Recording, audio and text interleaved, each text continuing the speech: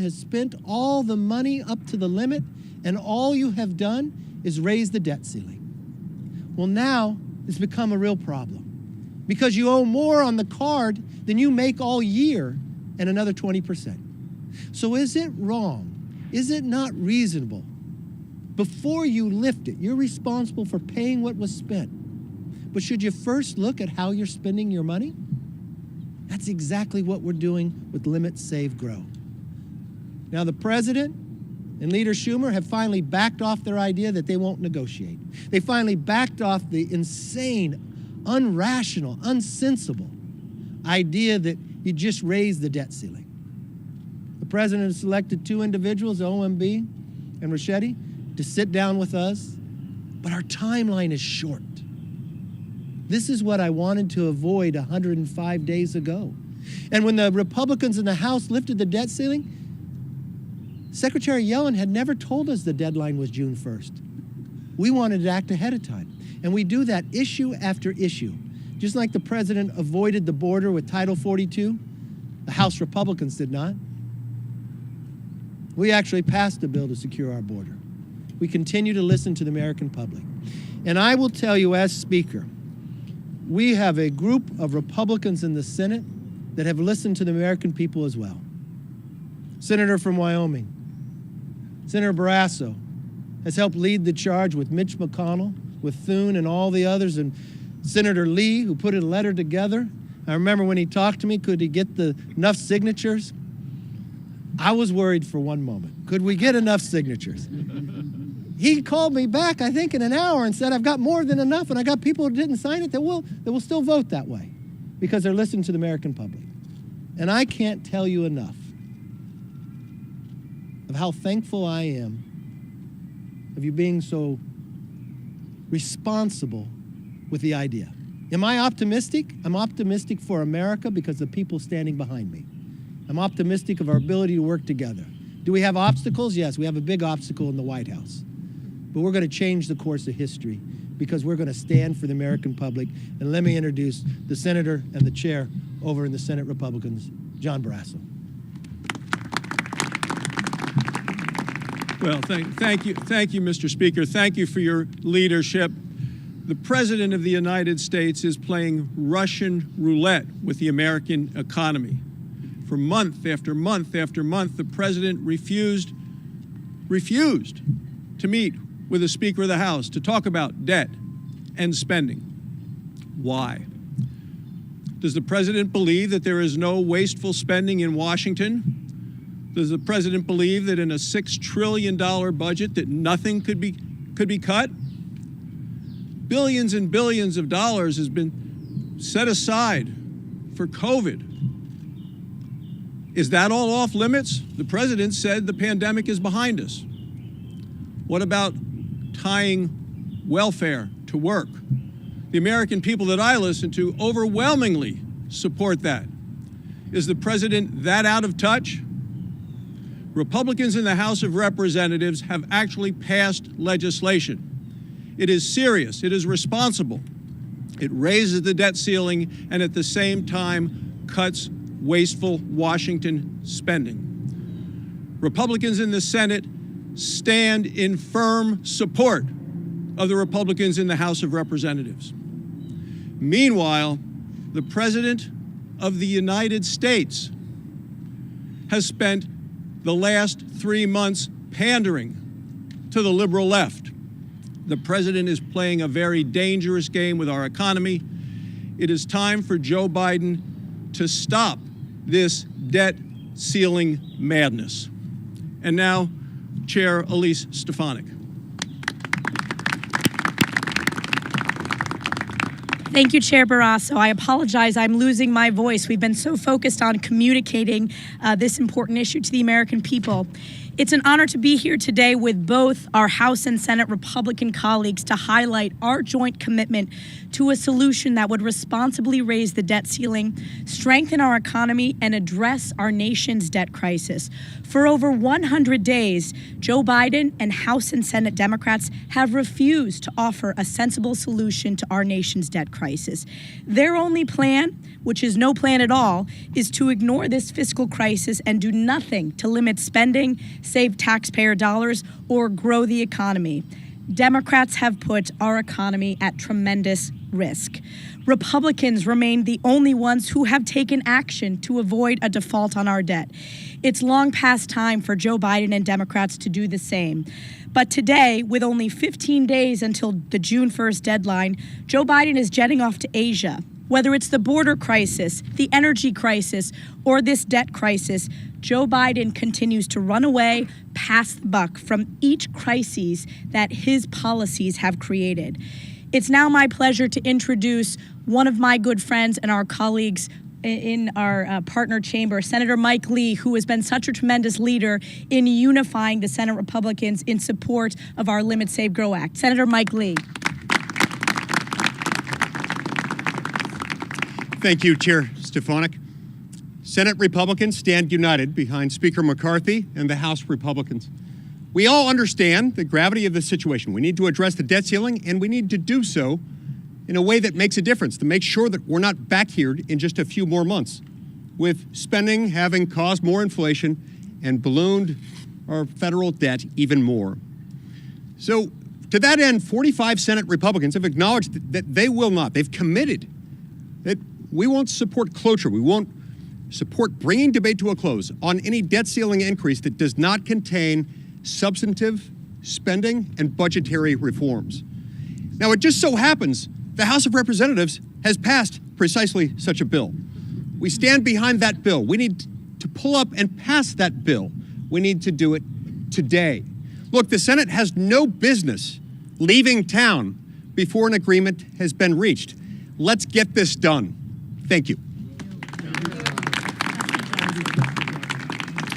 It's now my pleasure to introduce Representative Dusty Johnson from the great state of South Dakota. Thanks. Yeah, you bet. Thanks.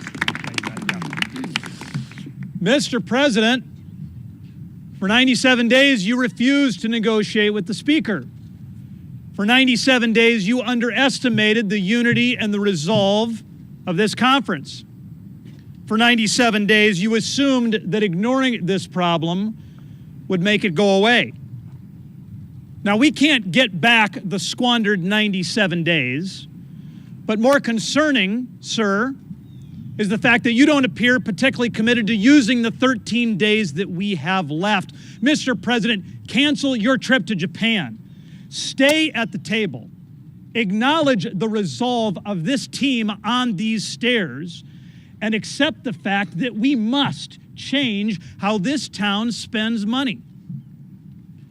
Inaction and intransigence will not wipe away $32 trillion in debt. Good grief, Mr. President. When is enough enough? Shame on anyone who refuses to act. Speaker McCarthy and this entire team have been responsible, reasonable, and sensible. Time is short, Mr. President. Let's get this done.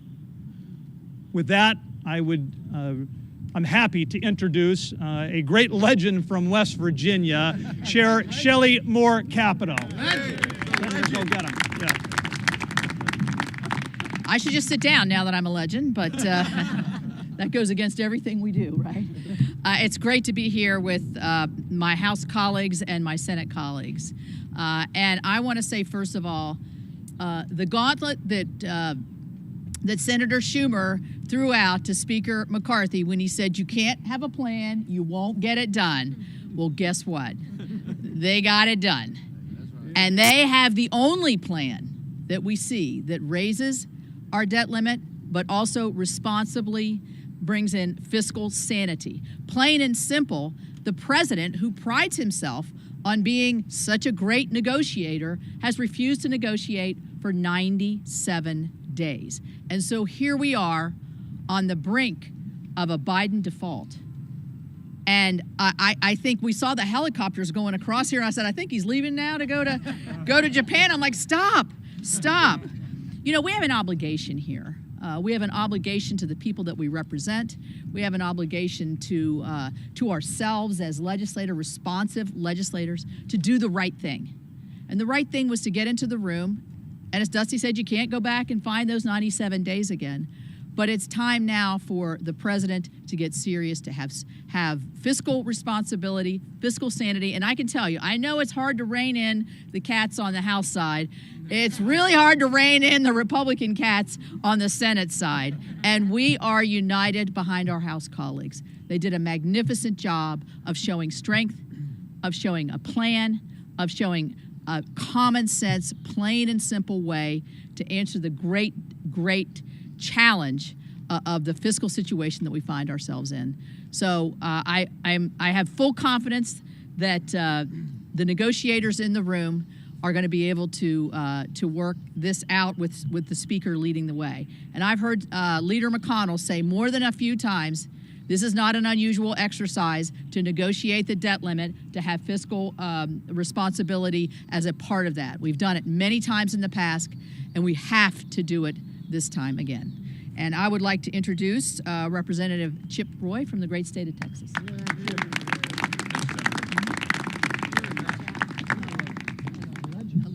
So this is what the west side of the Capitol looks like. Mr. Speaker, thank you. Thank you to the senators who came over. After months of saying he would not, President Biden now has done what we all knew he would do: sit down and negotiate with Speaker McCarthy and the representatives of the people.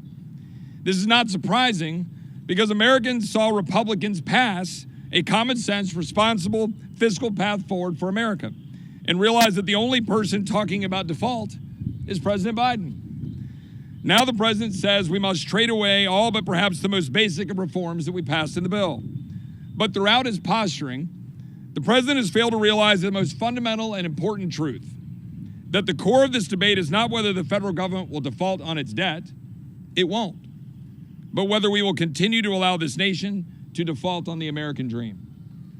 The truth is, the dream is out of reach for too many Americans.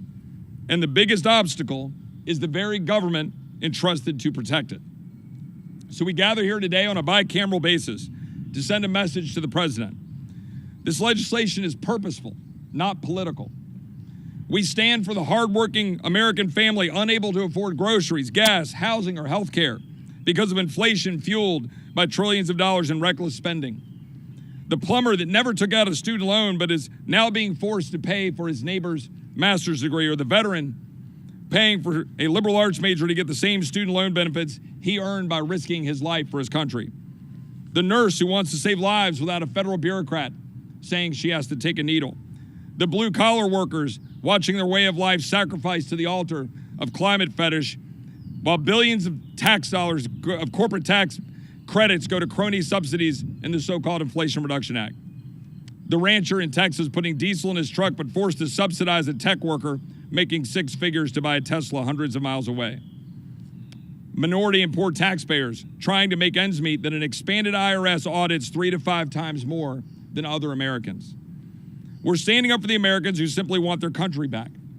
And all they ask is that we stop recklessly spending money we do not have, racking up debt, weakening the dollar, driving up inflation, all to fund the very bureaucracy weaponized against their way of life, as we saw yesterday unfold regarding the FBI. We passed the Limit, Save, Grow Act to do just that, to shrink Washington and grow America. We did our job.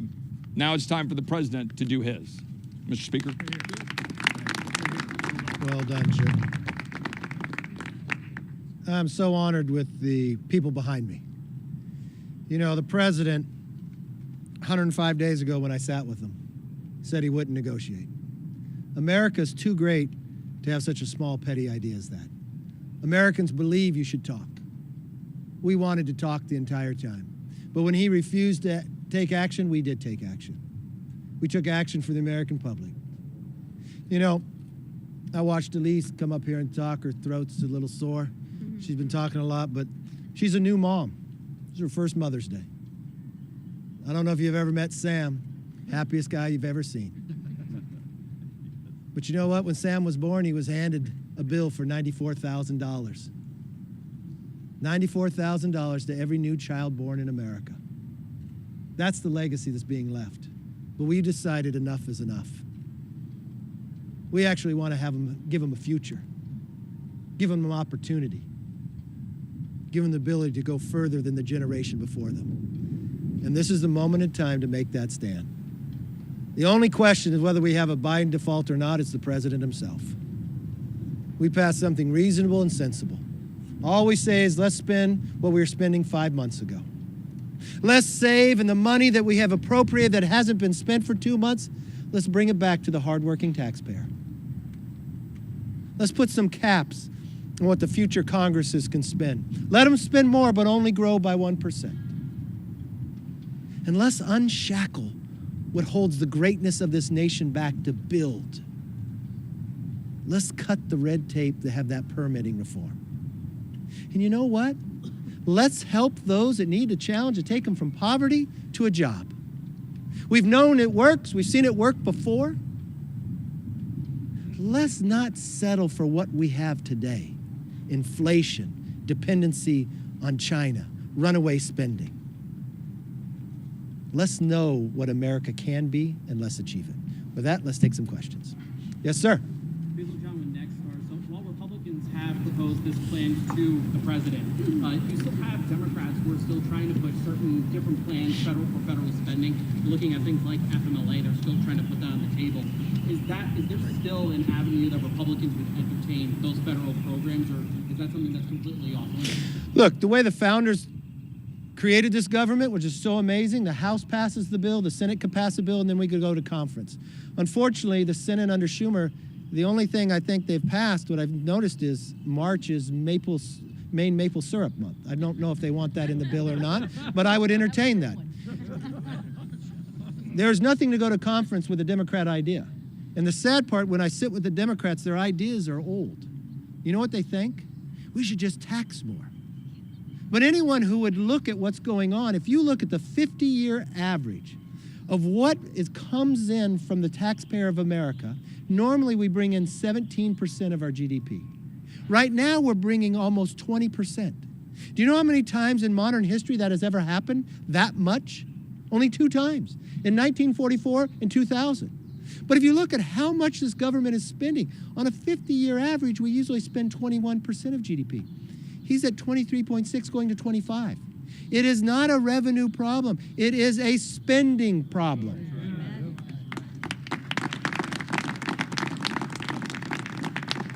And anytime you want to talk about, these are the people that are defending Social Security and Medicare. Because the Congressional Budget Office says if we go the course that President Biden wants us to go today, 3 trust funds go insolvent in the next 10 years. Never in the history of America have we ever seen a 10-year window like that. Social Security, Medicare, and the Highway Trust Fund. Do you know what happens then? They automatically get cut by more than 20%. Mr. President, stop hiding. Stop traveling somewhere else. America wants an American president focused on American problems, finding American solutions. We have them here for you. Yes, ma'am.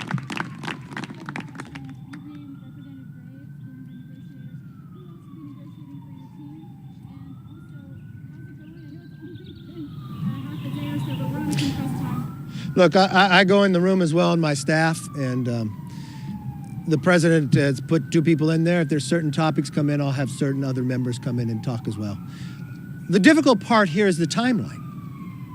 We didn't act based upon what Yellen said, because she said this was months later. We acted because we never wanted to be here. This is the worst way to govern. And I hope the American people see that the Republicans in the House do not ignore problems. The Republicans in the Senate want to take it up, but Schumer won't allow it. We take action and find solutions, and that's the way we want to govern. Yes, ma'am. Senator Kavanaugh said she wanted to stop the helicopter plane. Do you honestly think that President Biden should not attend the G7? Look, he's the president of the United States. He's a grown man. He can make a decision where he wants to go. And he could travel any place he wants. The only thing I know, if you thought for the last 97 days you were never going to negotiate, what are your priorities? I think America wants us to solve American problems first. He could decide whatever he wants to do.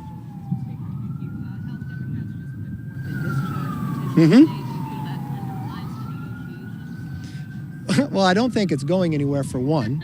Secondly, you're sitting here with senators who have 45 who signed it's not going to do it. So is that even sensible? Is that even being productive? Is that even reasonable? Or is that responsible? It seems to me that would be playing into a Biden default.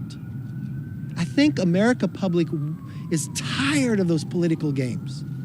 You know, when we devised our bill, it wasn't a bunch of Republicans saying, let's just give these Republican ideas. When we talk about work requirements, Senator Biden voted for that. President Clinton signed it into law. We watched every study after the fact take people from poverty and provide a job for them. So we saw Americans lifted up. We saw welfare rolls drop. We saw more people have houses. More people could afford to send their kids to college. We saw the positive of that. When we thought about, what about limiting the growth of government in the future years, we didn't say we had to cut every year. We saw a Democrat Senator Manchin propose a 1% growth each year. We tried to grab things that both sides, even if they wouldn't talk to us, let's put something together to make sure it's reasonable. I will tell you, if it was Chip Roy and Dusty and I sitting in a room and we were going to draft something that we said just we want, it would have looked different. But we wanted to be reasonable and sensible.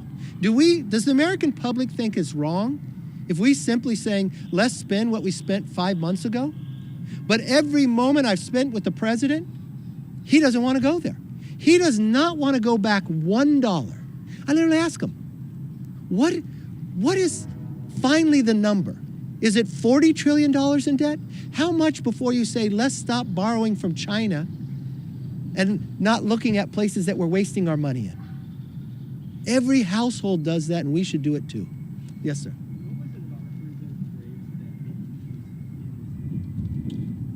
Well, I've watched Congressman Graves. He's been elected or appointed to our leadership table, and he's worked with all the different groups, and he's really been the individual that helped bring people together in crafting the bill itself of Limit, Save, Grow. So he has a clear understanding of where members are. So when you're sitting in that room, I didn't want to put somebody in that room who didn't have a sense. He is a former staffer. He's a former member working in government. He understands policy. Many people would call him a policy wonk. But at the same time, my staff is in there with him as well. So we want as many voices and many understandings of where the bill went and what we would like to see for a conclusion.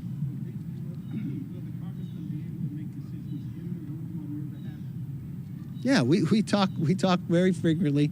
I go in the room as well. So I think if the administration can make decisions with the president not there, we'll be okay. Yes, sir. When and if there does end up being a deal between your team and the White House, what do you think is the most likely, or what would you prefer, having the bill move through the Senate first or the House first? Or look, what happens now is, you know, with Schumer and the president saying all along, I won't negotiate the debt ceiling, they have to be separate, you don't have the time to play those political games anymore. It takes so many days to get through the Senate, so many days through the House. We have a 72-hour rule, which I'm not going to break. I think the American public and all the members should have 72 hours to read what we end up with, if we're able to end up with it. I think the House should go first, and we can send it to the Senate. I know that the Senate, I guess, is out of session, but I'm sure they'll come back. Yes, sir. President Biden just said he's confident this bill will get paid, but he also said on work requirements he'd accept not anything of any consequence.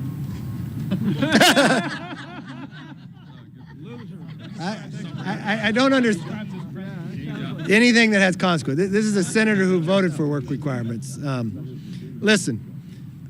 I think when you're sitting in the room and you're listening to the American public, why wouldn't he want to help people get out of poverty? But listen to really what he's saying. So the decision he's making in his mind is, if he doesn't want to have something that has consequences, he wants to borrow more money from China to pay an able-bodied person who has no dependents, not even to look for a job, not even go to school for 20 hours. So you're going to ask little Sam to make that $94,000 higher because we're going to borrow from China for a person who could go get a job to not help him get one. So what you're going to have is a supply chain that doesn't work as well, more dependency on China, and making America in a weaker position. I think that's wrong. So I wish he was here, then we could debate it even more. Yes, sir. Oh, you already asked one. Are you open to considering a tax increase on the No. in exchange? Did you listen? Were you here earlier? No, I'm not being a jerk. But have you read the CBO numbers or anything?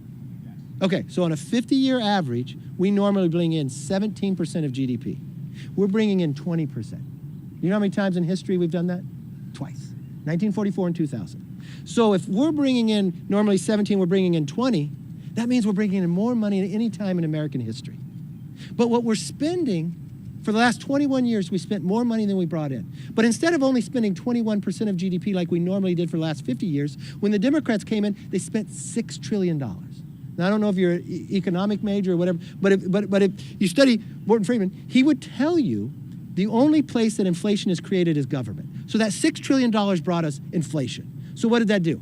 Your money goes less. You have less money to spend. It doesn't go as far. We've had, of our 4 biggest bank failures in America, we had 3 of them in the last couple of months. Why? Because interest rates went up. Because the only way you curve inflation is you make interest rates higher than the inflation rate. So what does that do? That harms people from buying houses. That means you're paying more on your credit card. But that means every taxpayer is paying more because of our debt. So we're going to pay more on interest. But he went all the way up to 23%. So we're spending more than we spent in 50 years, but we're bringing in more than we've been in 50 years. So I go back to your question. Having that knowledge now, would you raise that question again? Yeah, but would that be a way to No. some of the provisions? No, it's very clear. You know what I told the president 105 days ago when I sat in the Oval Office? I have no preconceived notion of what we have to do in the debt ceiling except 2 things. We're not going to raise taxes, and we're not going to pass a clean debt ceiling. But we have to spend less than we spent the last year. So let's sit down and talk about that. But he decided, no, I shouldn't negotiate with somebody. I'm just going to do what I want to do, my way or the highway. That's not the way our government is designed to work. It's not the way business works. It's not the way your household works. And it's not going to work here either. Yes, ma'am. Speaker, at the beginning of the week, the White House came out sounding positive about progress being made. You ended up responding that you felt like you were very far apart. I'm curious if you can put now in terms of numbers, 10 having a deal, 1 talks falling apart. On that scale, how close are you to having a deal? Look, I don't know on a scale. I'm not going to scale you. But I'll tell you this. Earlier in the week, all the way through this, I just want to be honest with the American public. I went to Wall Street more than a month ago to warn them we're not meeting. It's a problem. I went to you day in and day out, and you made fun of me. You're saying, oh, you just want to have a meeting. No, I didn't want to be here at this moment, at this time. Then we passed our own bill. We never would have had a meeting had we not raised the debt ceiling ourselves. We put an idea of how to do it. The only thing I'm more optimistic about, he finally agreed to something that every other time we've been able to solve a problem has worked, the structure of negotiations. But now we're along such a short timeline, it makes it almost harder. But if there's one thing you know from me, I never give up. I have the grit, the perseverance, and we're going to get it done. Thank you all very much. Great job.